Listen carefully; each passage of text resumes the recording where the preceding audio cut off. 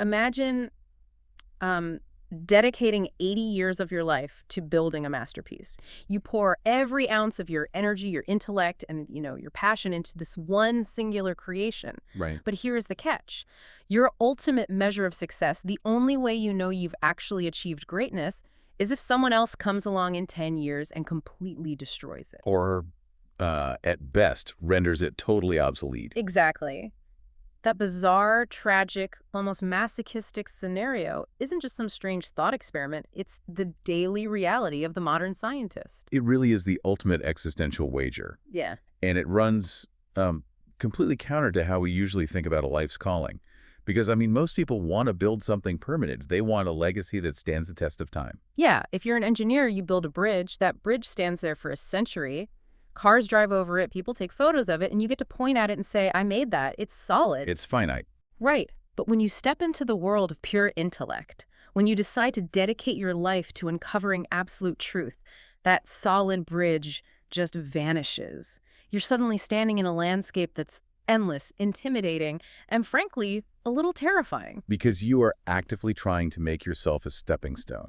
Yeah. You're working desperately to discover something that will allow the next generation to see further than you did, which by definition means your work will eventually be eclipsed. And that profound paradox is exactly what we are plunging into today on this deep dive. We're looking at a legendary text by the German sociologist Max Weber. It's an address he gave over a century ago called Science as a Vocation, or, as you might see it in its excellent Portuguese translation, A Ciência como Vocação. Yes. Now, ostensibly, he was talking to a group of university students in Munich about whether they should pursue an academic career. But what he actually delivered was a devastating philosophical mirror for anyone today who considers themselves informed, intellectual, or, scientifically minded. It's really important to set the stage here, because Weber wasn't just giving career advice. He was diagnosing the condition of the modern mind. This is an incredibly emotional, persuasive argument about the brutal clash between human passion, cold institutional bureaucracy, and the search for absolute truth. In a universe that simply does not care about us. Exactly. Okay, let's unpack this. Because our mission today is to traverse every major section of this text. First, we'll look at the external, physical conditions of the scientists, then the internal, psychological fire required, and finally, the ultimate philosophical meaning of the work itself. And he doesn't start in the clouds.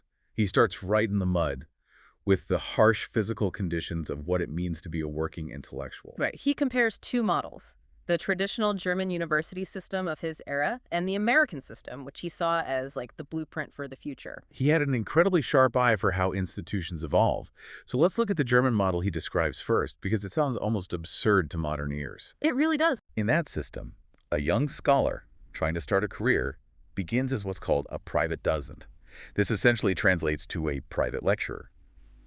And the defining feature of this role is that you are entirely, 100%, unpaid by the university. Wait, let me make sure I'm following this. You pass your grueling exams, you write a groundbreaking book, the university formally grants you the right to teach, and they give you $0 in salary. Zero. Absolutely nothing. You are given a room to lecture in, and your only income is whatever tuition fees you can collect directly from the individual students who decide to show up to your specific class.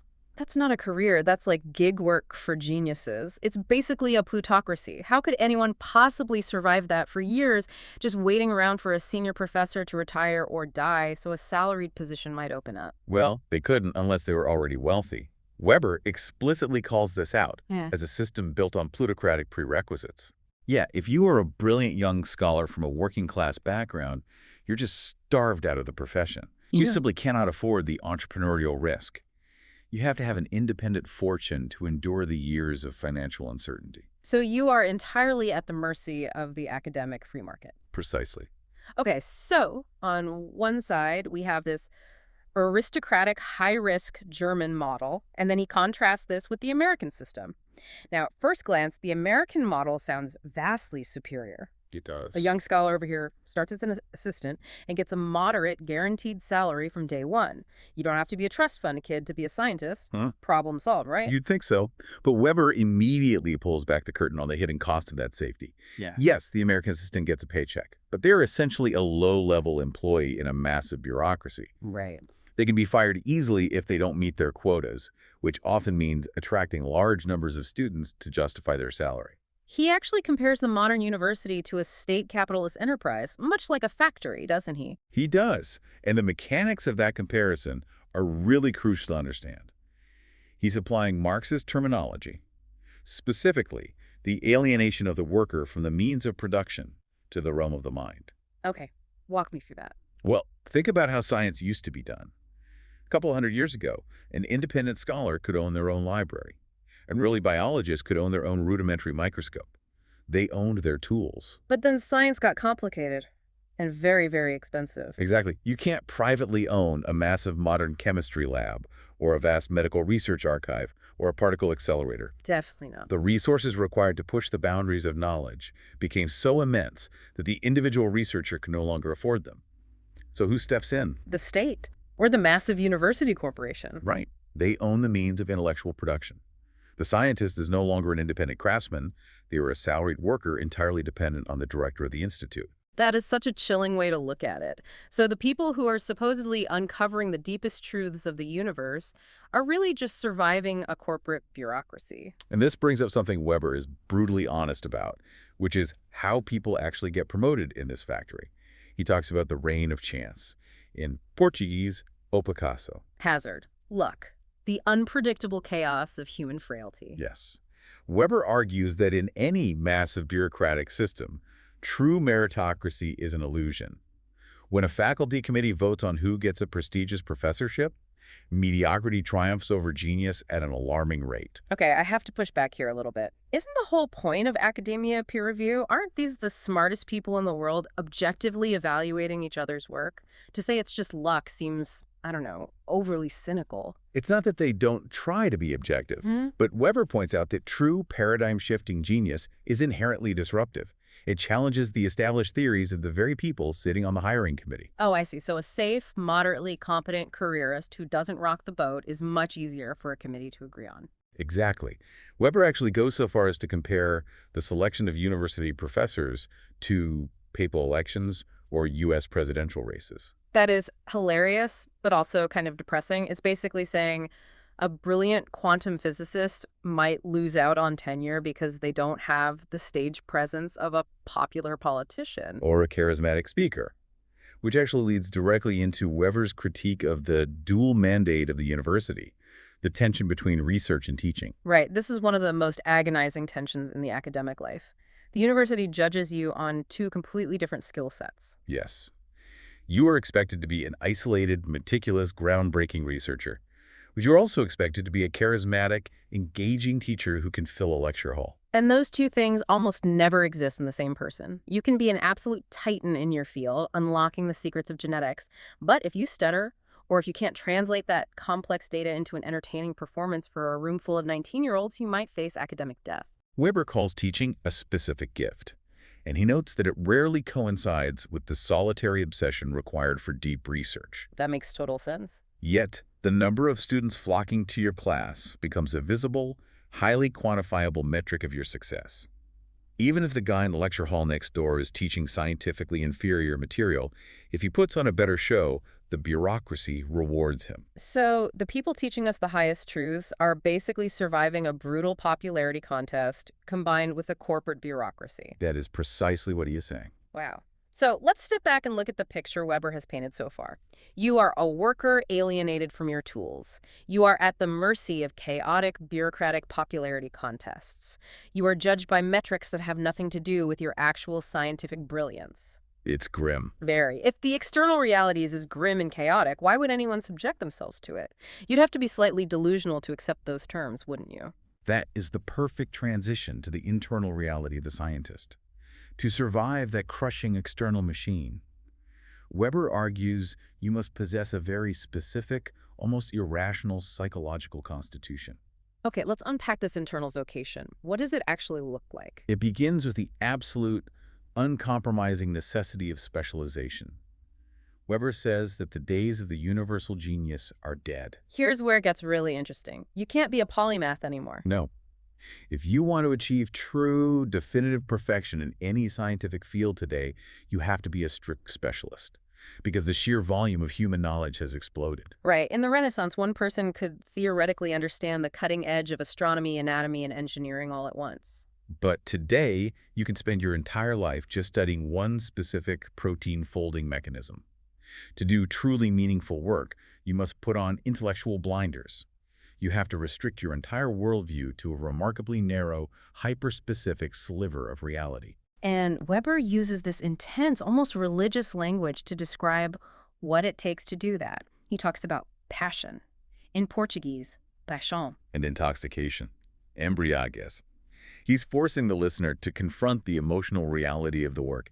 Imagine sitting in a dusty archive for 10 years, or running the exact same statistical model 1,000 times. Great. Hard work isn't enough. Cold calculation isn't enough. Weber says the scientific worker must have this strange, intoxicating conviction that the destiny of their very soul depends on correcting one specific manuscript or solving one minute equation. The destiny of their soul. That's so heavy.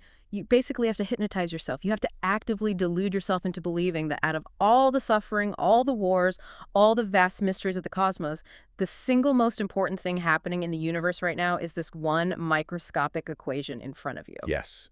Without that intense, irrational passion, Weber says, you have no calling for science. You will simply burn out. You won't be able to endure the tedious, exhausting reality of the day-to-day work. But wait, I'm stuck on this idea of passion. Because we usually associate passion with artists, right?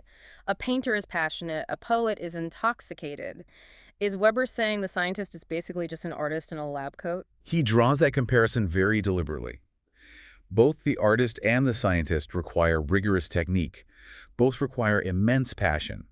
And both rely on the unpredictable flash of inspiration. Like, the idea has to come to you. You can't just force it with a spreadsheet. Exactly. But here's where he draws a devastating line between the two.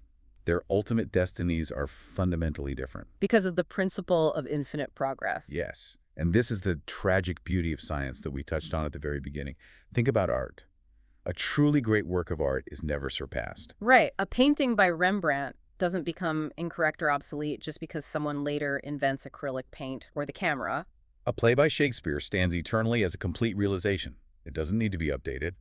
But science is the exact opposite. The whole point of science is to be surpassed. That is the whole point. If you make a massive breakthrough in physics today, you are actively laying the groundwork for someone to come along in 50 years and prove that your breakthrough was just a stepping stone.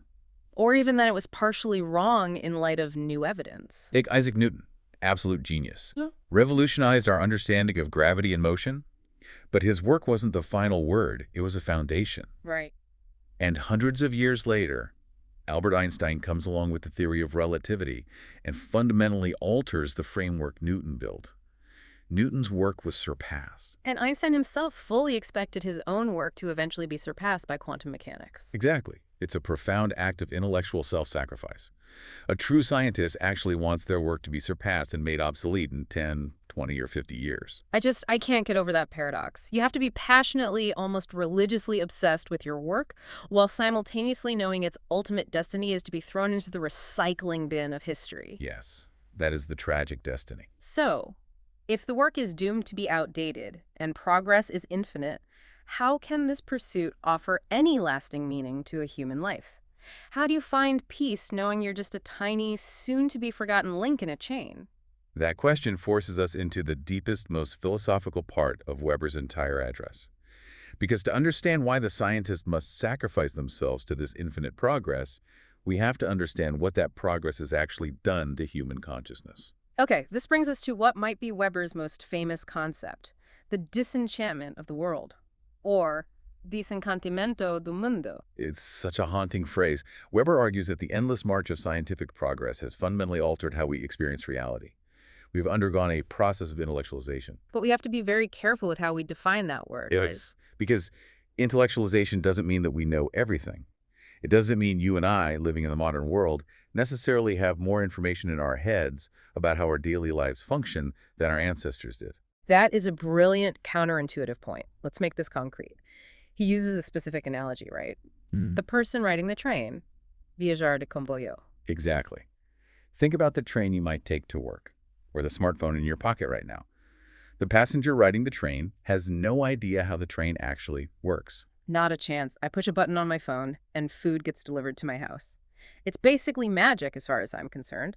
I have no idea how the underlying code actually interacts with the physical hardware. And you don't need to. Hmm. What matters is the belief that if you wanted to, you could learn it. You trust that the system is rational, predictable, and calculable. Okay, so contrast that experience with what he calls the savage, meaning an indigenous person living in a traditional pre-industrial society. That indigenous person knows exactly how their tools work. They know how to construct their shelter, how to track their food. In terms of practical, daily mastery of their immediate environment, they're actually far more knowledgeable. So if intellectualization isn't about having more facts in our heads, what is it? It's the fundamental underlying belief that there are no mysterious, incalculable forces at play in the universe. For modern humans, there are no spirits, no magic. Everything can be mastered by calculation. The magic is gone. That is the disenchantment. In the ancient world, if a crop failed or a sudden storm hit, it was the will of the spirits. You used magic or prayer to influence those forces. But today, we don't plead with the spirits. We just master the mechanics. If science strips away the magic and just leaves us endlessly chasing a horizon we can never reach, isn't science actually a profoundly depressing vocation? It is an immense existential burden.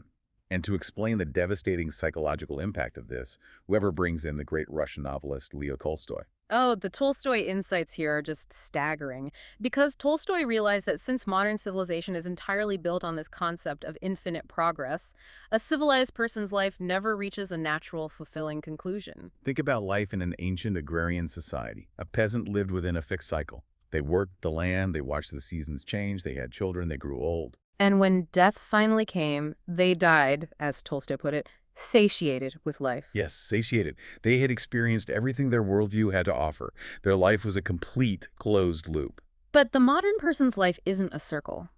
Because of science, we live on a straight, ascending line that stretches infinitely into the future. There is always a new discovery, a new medical treatment, a new paradigm just over the horizon. So when a modern person dies, they don't die satiated. They die simply tired of life. They die acutely aware that they are only a tiny fraction of the way along an endless path. Therefore, Tolstoy concluded, death, and by extension, life has no ultimate meaning, because it's just an arbitrary starting point on an endless treadmill. Exactly. Science can tell us how the world works, but it cannot answer the fundamental human question. It cannot tell us what we should do and how we should live. Let me make sure I'm absorbing the full weight of this. To understand why we still revere science despite this bleak reality, we have to look at how past generations romanticized it, don't we? We do. Weber walks us through the historical timeline of what people thought science was doing for them, the shifting historical illusions of science. Okay, let's trace this timeline. He starts back in ancient Greece. In ancient Greece, the great intellectual breakthrough was the discovery of the concept, the logical category. Science was the discovery of the concept that eliminated reality. He brings up Plato's famous allegory of the cave. Most of humanity is chained in a dark cave, watching shadows, thinking those shadows are all that exists. But the intellectual breaks the chains, walks out, and sees the sun. Science was breaking the chains of illusion. Yes, but as history marched on, that illusion faded. Moving into the Renaissance, figures like Leonardo da Vinci and early experimenters believed science was the path to true art, and therefore to true nature. Mastering the mathematics of proportion and the physics of light was the only way to perfectly replicate the divine beauty of the natural world. But that illusion eventually crumbled too, and then we get to the Puritans. For them, science was the path to God. I love the specific detail he uses here about a 17th century biologist named Swammerdam. He dissects the anatomy of a louse, a microscopic flea, the Anatomia de Piollo. You have to picture the scene. It's the 1600s. Swammerdam is painstakingly separating the microscopic internal organs of a parasite. Why dedicate your life to the guts of a flea? Because he did it to prove the providence of God. If you examine the flawless, complex perfection of even the tiniest creature, you would find empirical proof of a magnificent designer. Every microscopic organ was a testament to God's engineering. But then we crash into the modern reality. Today, these illusions are shattered. Right. No one believes science teaches us the meaning of the world or leads us to God. In fact, science is an actively anti-religious rationalizing force. Science systematically squeezes the divine out of the equation by seeking calculable material causes. So science used to be a spiritual map, but now it's just a highly advanced instruction manual for surviving in a universe that doesn't care about us. That is the stark reality Weber presents. So if science can't give us ultimate meaning or moral direction, what happens when professors try to act like spiritual leaders or politicians? This is a massive pivot in the text. We are moving right into the ethics of the modern classroom. Weber lays down a strict rule. Politics and personal values have no place in the lecture hall. He is incredibly uncompromising about this. The professor is not a prophet or a demagogue. Not at all. He explains the crucial distinction between knowing facts and deciding values. Science can tell you the facts of a situation. It can tell you how an economic system functions. But science cannot scientifically prove whether that economic system is morally just. The leap from what is to what ought to be is a personal value judgment. Exactly. And Weber addresses why a classroom is fundamentally different from a public square. Right, because if you go to a political rally, you are entering as an equal combatant. You can argue back or leave. But in a classroom, the students are a captive audience. They're forced to sit in silence and listen to the professor. They literally have to be there for a grade. Yes. And Weber argues that using that captive audience to push political propaganda is a dereliction of duty. It is an abuse of power. He uses the specific example of a professor teaching a course on democracy or religion. The goal is not to declare what is good or bad, like whether a Catholic or a Freemason is spiritually right. The goal is to analyze the structures impartially. How does this system function? What are its historical roots? So what does this all mean for the teacher's ethical duty? Weber says the true duty of the teacher is to force the student to recognize uncomfortable facts, even and especially those that contradict their own partisan opinions. I love this. It's about forcing intellectual honesty. If you have a room full of fervent young socialists, your job is to expose them to data that challenges socialism. If you have a room full of young conservatives, confront them with facts that challenge conservatism. The professor isn't trying to convert them. They are forcing the student to understand the extreme complexity of their own worldview. Okay, this brings us to the ultimate synthesis. If science doesn't give us meaning, doesn't lead to God, and shouldn't tell us how to vote, what does it actually do? Weber delivers his final verdict on the positive contributions of science to life. He identifies three specific things. First, technology. It gives us the means to control life and our external environment. Practical mastery through calculation. Second, methods of thinking. It gives us the tools and rigorous training to approach problems logically. Mental gymnastics. And the third? Third, and most importantly, clarity. In Portuguese, claridade. How does science provide clarity if we just establish that it can't dictate values? Because it forces an individual to confront the ultimate meaning of their own actions. It shows you the inevitable consequences of your choices. Ah, I see. It doesn't tell you what to choose, but it ruthlessly demands that you take responsibility for the choice. Exactly. If you want this specific end, you must accept these specific collateral damages. It strips away the romanticism. And Weber acknowledges that living with this cold, disenchanted reality is incredibly difficult. He introduces this powerful concept, the sacrifice of the intellect. Oh, sacrificio do intelecto. Yes. He says that if you cannot bear the cold, disenchanted reality of modern science, you should quietly return to the arms of the traditional churches. There is no shame in seeking that comfort. None at all. But you must not compromise scientific integrity by demanding it serve as a pseudo-religion. You have to choose. Which leads to his concluding ethos.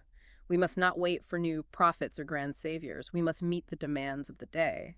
E exigencia de cada día, both humanly and professionally. Find your work, commit to it passionately, maintain your clarity, and do your duty. He ends with that haunting final quote from Isaiah. Watchman, what of the night? Sentinela, cuánto durará en la noche? The implication is that humanity is standing in the dark waiting for a dawn that isn't coming. The night of disenchantment is here to stay, so stop looking for a savior and do the work in front of you. Weber isn't offering a warm hug. He is offering a profound, rugged dignity. True scientific pursuit requires the courage to look at a universe without inherent meaning and meticulously map it anyway. It really is a heroic call to duty. Let's summarize this entire massive journey. We explored the grueling external bureaucracy of the academic world, where your survival depends on chance. We examine the internal, self-consuming passion required to specialize. We felt the existential weight of living in a disenchanted world without magic, doomed to be surpassed by progress. We charted the historical illusions we've shed, from Plato's cave to the Puritans. We drew a hard line in the classroom, demanding the vital separation of facts from political prophecy. And finally, we arrived at Weber's conclusion that science's ultimate gift is the brutal, empowering gift of clarity in facing the demands of the day. In a world overflowing with data, opinions, and constant noise, here is a final thought for you to mull over. Are you using knowledge to seek comfortable illusions? Or do you have the courage to use it for true, unsparing clarity?